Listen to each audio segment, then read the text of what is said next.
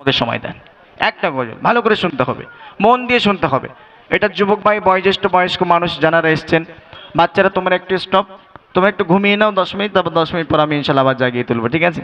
আর যারা মা বোনেরা যারা এসছেন দূর দূরান্ত থেকে, অনেক মানুষ বাড়ি আত্মীয় এসছে ঈদের দিন, তাই না? অনেক মানুষ এসছে, তো যাক, তাদেরকে উদ্দেশ্য করে একটা গজল আমি গাইবো। দেখেন, স্বামী স্ত্রী, স্বামী স্ত্রীর ভিতরে কেমন মহাব্বত, কেমন ভালোবাসা হওয়া উচিত, আল্লাহ রসুল এবং আম্মাজান খাদিজাতুল কুবরা রাদিয়াল্লাহু তাআলা আনহা, তানাদের ভিতরে কেমন মহাব্বত ছিল।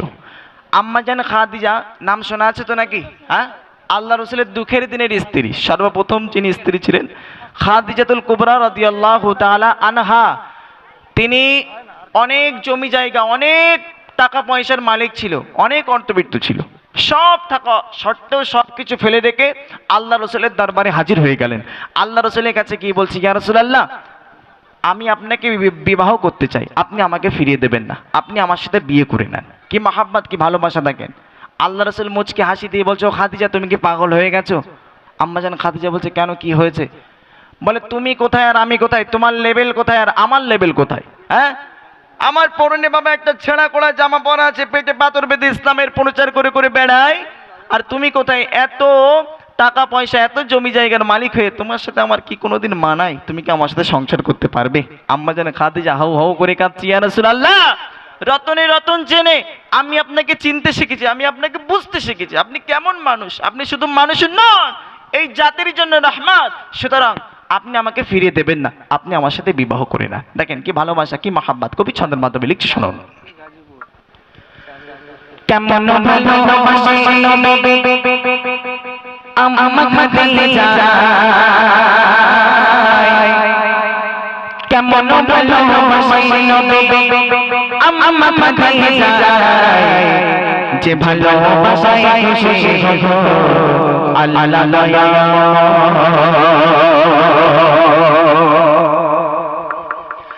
কেমন ভালোবাসি নবী আম্মা খাদিজা, কেমন ভালোবাসি নবী আম্মা খাদিজা, যে ভালোবাসায় খুশি হব আল্লাহ, যে ভালোবাসায় খুশি হব আল্লাহ। কেমন ভালোবাসি নবী আম্মা খাদিজা, কেমন ভালোবাসি নবী আম্মা খাদিজা, যে ভালোবাসায় খুশি হব আল্লাহ, যে ভালোবাসায় খুশি হব আল্লাহ।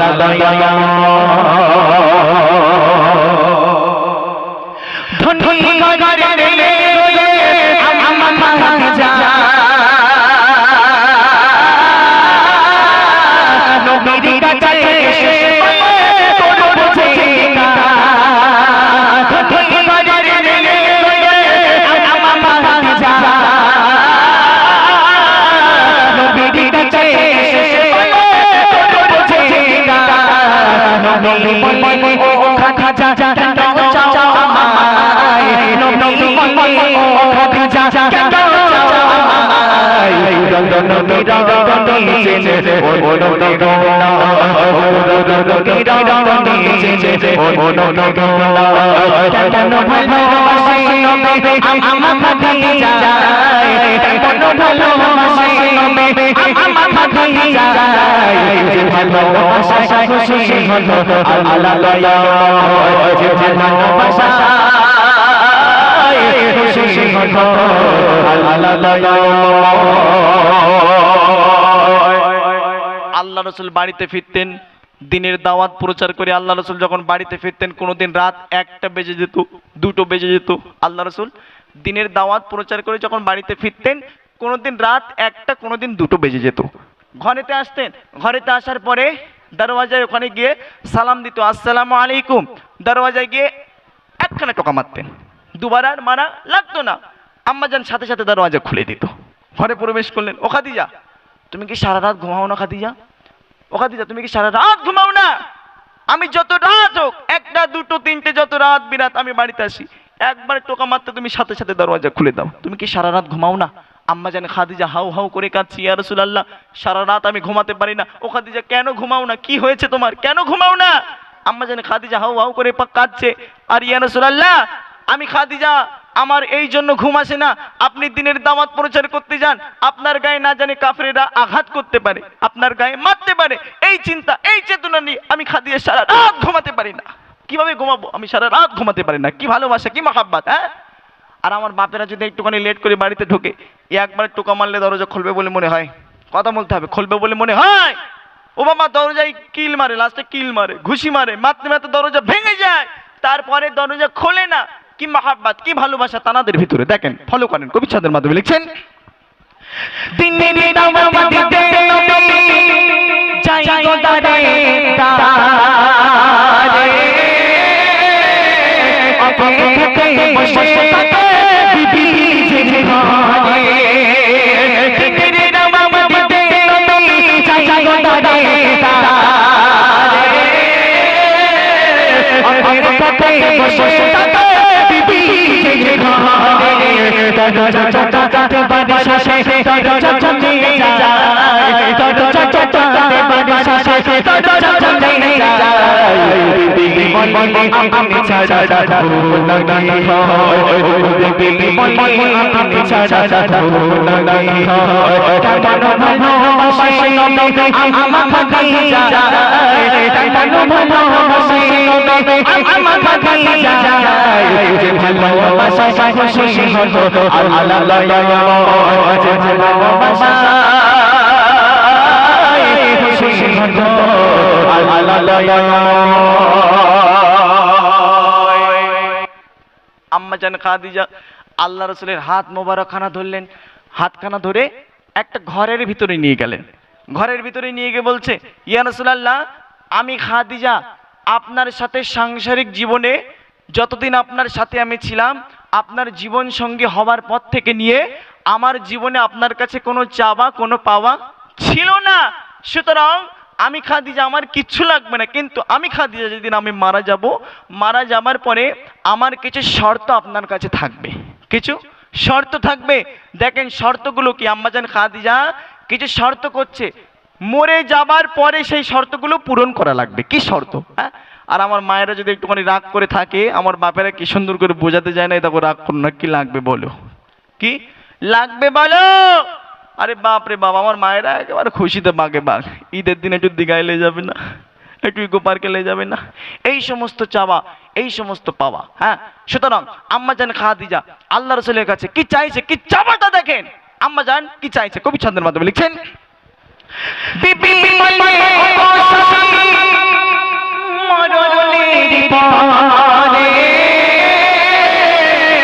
কবর শোয়াবে না মাই ঝুমা কাফন রে, বিবি মরণের পরে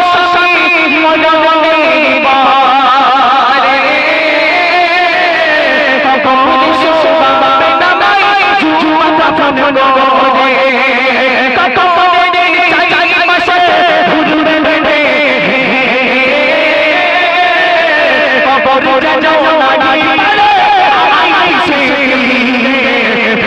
বসে সাথে সাফানের সময়, থাকবে বসে সাথে সাফানের সময়, কবরের কোঠে আজা বড় মনে হয়, কবরের কোঠে আজা বড় মনে হয়, কেমন ভালোবাসে নবী আমার খাদিজা, কেমন ভালোবাসে নবী আমার খাদিজা, যে ভালোবাসা খুশি হলো আল্লাহ, যে ভালোবাসা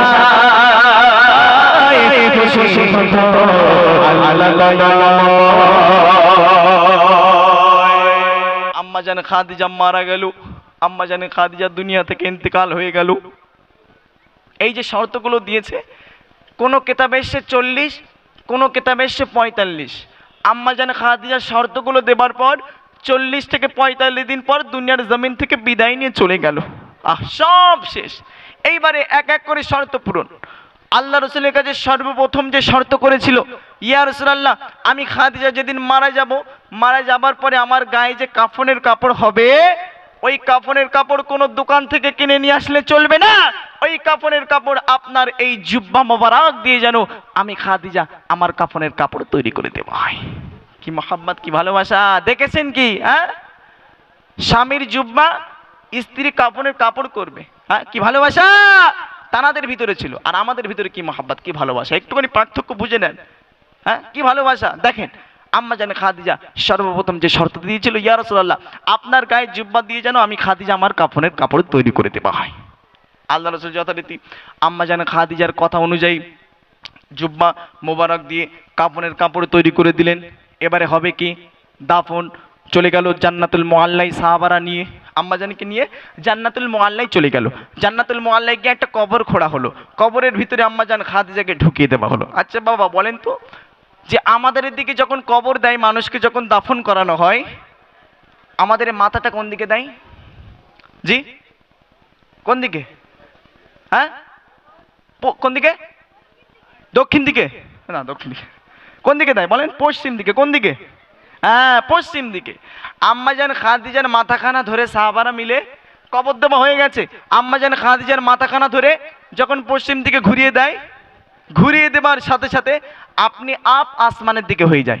জোরে বলো সুবহানাল্লাহ। আর একটু জোরে হবে না সুবহানাল্লাহ? সাহাবারা হতভম্ব হয়ে গেল, থমকে গেল, এ কি এমন অবস্থা? হ্যাঁ, আম্মাজানের মাথা যতবার কাবা শরীফের দিকে ঘুরিয়ে দিই ততবার আসমানের দিকে হয়ে যায়। আর একবার চেষ্টা করে দেখি, আর একবার চেষ্টা করলো, আবার আপনি আসমানের দিকে হয়ে গেল। ইয়া রাসূলুল্লাহ একই দৃশ্য, একই কাণ্ড। আল্লাহ রাসূলকে তখন আল্লাহ পাক জানাচ্ছে, ইয়া রাসূলুল্লাহ টেনশনের কোনো কারণ নাই, আমি আল্লাহ পাক ওই খাদিজাকে বড্ড ভালোবাসি। জোরে বলো সুবহানাল্লাহ।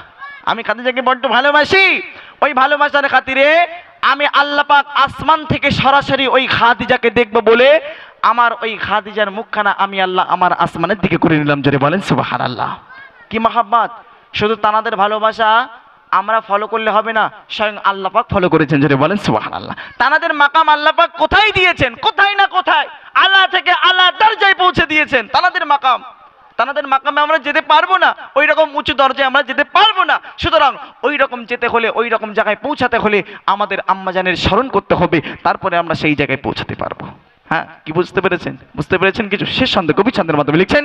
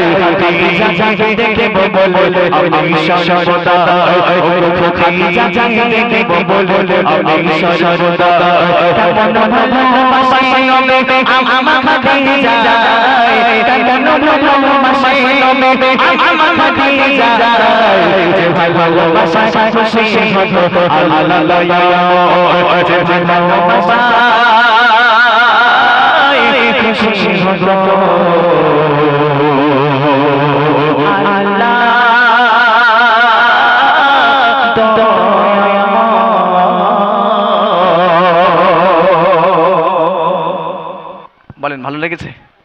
হ্যাঁ, কি হলো, ভালো লেগেছে গজল? হ্যাঁ, বলে এইরকম গজল বলেন সারা রাত চলবে নাকি? কিছু বুঝে এসছে নাকি এর ভেতর থেকে? আমি চাই কিছু শিক্ষা নিয়ে গজল বলতে, কিন্তু আমার ভাইরা বলে না, বাচ্চারা ঘুমাচ্ছে, ওদের আগে তোলো, বুঝলেন? আচ্ছা যাক, মাশাআল্লাহ।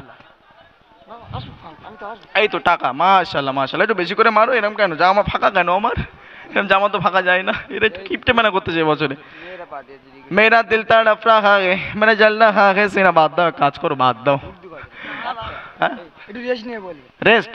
আমার রেস্ট দেওয়া মানে একেবারে সেই আসমানে, আসমানে পাঠানো। দেখেন, আমার মায়েরা রিকোয়েস্ট করেছে একটা গজল, উর্দু গজল। এখন সে গজলে এখানে সাউন্ড বাঁধতে হবে। এখন আপনাদের সেই সাউন্ড পছন্দ হয় না, তারপর বলেন, আপনারাই বলেন, আমার এখান থেকে হাফ করেন, করে আপনারা এক সাইড নেন আর মায়েদের দিকে এক সাইড দিয়ে দেন, তাহলে দু সাইডে দুটো গজল আমি শুরু করে দিই, বুঝলেন? এছাড়া হবে না, কারণ আপনাদের গজল এইটা পছন্দ হয়েছে, আমি বুঝতে পেরেছি যে এইরকম গজল আপনাদের পছন্দ, তাই না? কিন্তু আমার মায়েরা চাচ্ছে যে না, কি গজল, বললো মদিনা মদিনা মদিনা, এইসব গজল শুনতে চাইছে। এই গজল এখন বললে আবার ঝামেলা শুরু হয়ে যাবে নাকি? একটুখানি পরে বলি, একটু পরে বলি নাকি? একটুখানি পরে বলি, মায়েরা রাগ করেন না, যিনি রিকোয়েস্ট করেছেন আমি তাকে বলবো, রাগ করার কিছু নেই, আমি গাইবো যতক্ষণ আছে ইনশাল্লাহ আমি গাইবো। আর টাইম তো অনেক হয়ে গেছে বাপ, কটা বাজে? 12:30 বেজে গেছে। কটা পর্যন্ত? মানে সবে শুরু নাকি? হ্যাঁ, এখনো তো ভাত গরম হয়নি নাকি? হ্যাঁ, 3টে। ও ভাই, মারা চিন্তা ভাবনা করতেছো? এগোছি, তোরা এমন ভাবে উঠবি যেন না বুঝতে পারে, একদম আস্তে আস্তে উঠে মাটি পালাবি।